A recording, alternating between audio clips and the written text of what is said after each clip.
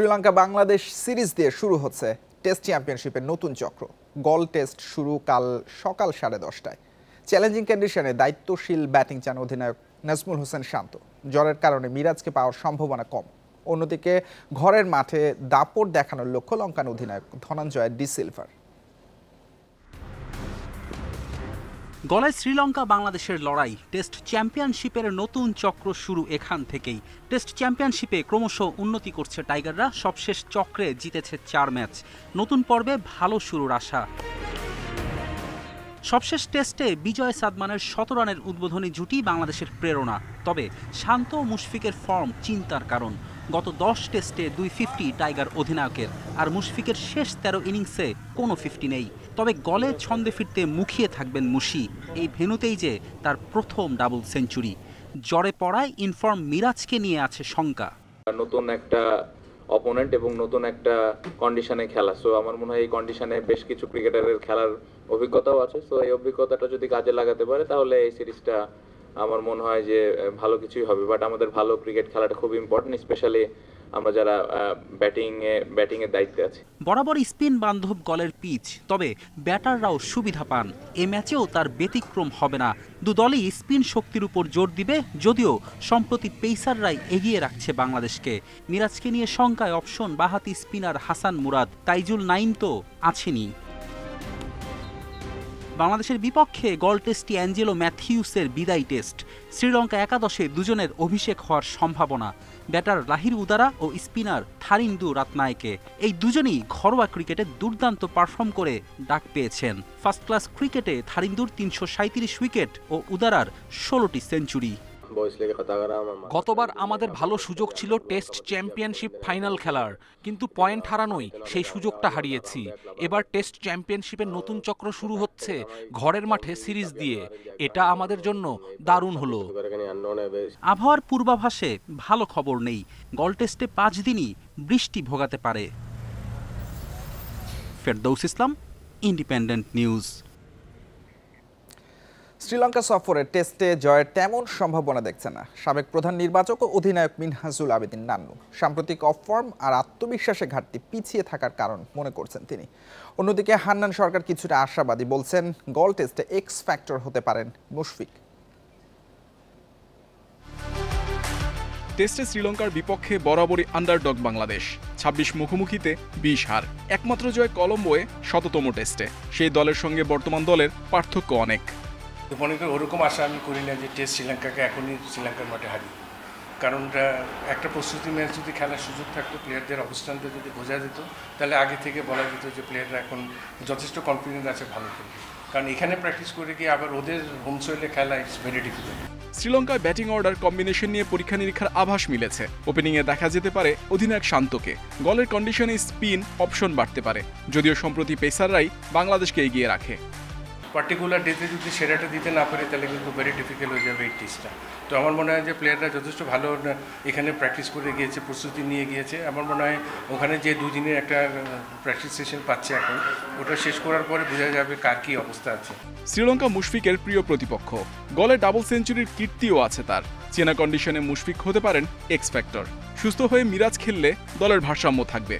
মুশফিক শ্রীলঙ্কার মাটিতে খুব ভালো রেকর্ড তার রয়েছে। মুশফিকের কাছ থেকে একটু ডিফারেন্ট কিছু, যদি একটু অফর্মে রয়েছে অনেকে আলোচনা করছে, বাট মুশফিকের কাছ থেকে আমরা বড় স্বপ্ন দেখতেই পারি। টেস্টে এক্সপিরিয়েন্স প্লেয়ারের সংখ্যা কিন্তু তাদের তুলনায় আমাদের বেশি। আপনি যদি দেখেন ম্যাচ সংখ্যা এবং এক্সপিরিয়েন্স ডিউরেশনটা যদি দেখেন, সেখান থেকে আমাদের বেশ কিছু এক্সপিরিয়েন্স প্লেয়ার রয়েছে। সো আমি যদি এই টেস্ট সিরিজটায় 2 ম্যাচের টেস্ট সিরিজে যদি আমরা ড্র করতে পারি, মানে আমরা একটা জিতলাম ওরা একটা জিতলে, সেভাবে যদি হয়, আমি সেটাকেও কিন্তু অ্যাচিভমেন্ট হিসেবে দেখি। টেস্ট চ্যাম্পিয়নশিপের নতুন চক্রে প্রথম সিরিজ। শ্রীলঙ্কায় দলীয় পারফরমেন্স দেখতে চান সাবেকরা। Muhammad Nazim, Independent News, Dhaka. ক্যাম্পের জন্য চট্টগ্রামে গেছে এইচপি দল। প্রথম ধাপে সেখানে ক্যাম্প হবে 17 জুন থেকে 14 জুলাই পর্যন্ত। মঙ্গলবার মিরপুর একাডেমির সামনে হয় ফটো সেশন। চট্টগ্রামে ক্যাম্প করার পর এইচপি দল যাবে রাজশাহীতে। সেখানে 16 জুলাই থেকে 13 আগস্ট পর্যন্ত দ্বিতীয় দফায় অনুশীলন চলবে। টাইগারদের সিনিয়র সহকারী কোচ সালাউদ্দিনের ছেলে নুহায়েল সান্দিদ জায়গা পেয়েছেন এইচপি দলে। এছাড়াও আছেন আইচমোল্লা, আশিকুর রহমান শিবলি, মাহফুজুর রহমান রাব্বির মতো ক্রিকেটার, যাদের ভবিষ্যতে জাতীয় দলে দেখার আশা রাখছেন নির্বাচকরা।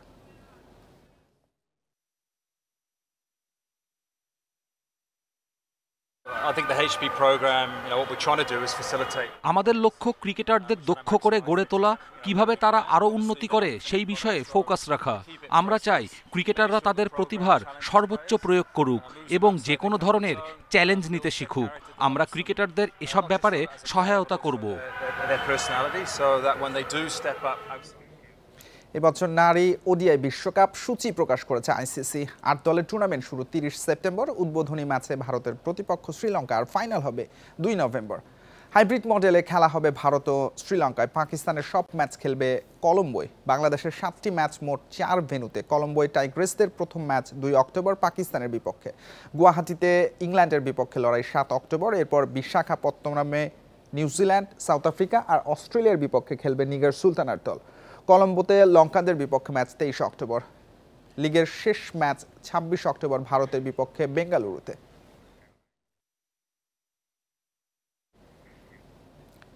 কোচ কাবরেরাকে নিয়ে বাফুফেতে বিভক্তি, তবে বেশিরভাগ সদস্য এখনই কোচ সরানোর কথা ভাবছেন না।